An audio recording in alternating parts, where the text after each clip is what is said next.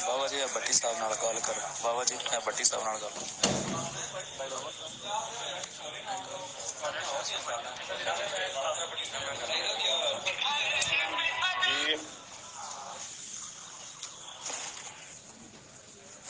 Hello hello, एक minute hold रखिए।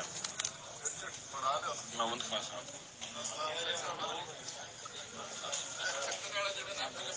नहीं आए सिर्फ सीट थोड़ी अच्छा नहीं लगता।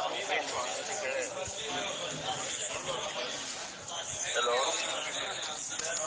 हेलो हेलो,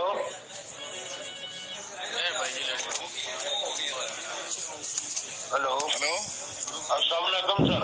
अस्सलाम। कल पे भाई तू हुण तेरा दिमाग हो गया खराब? ना सर ना, नहीं मैं ठीक बड़ा मैं अच्छी तरह करना हुंदा है, मैं तेन दस दियां। नहीं सर, ला इलाहा इल्लल्लाह मुहम्मद रसूलुल्लाह ऐसी कोई गल नहीं सर। बहरहाल मैं तेन फिलहाल चूंकि वार्निंग दे रहा।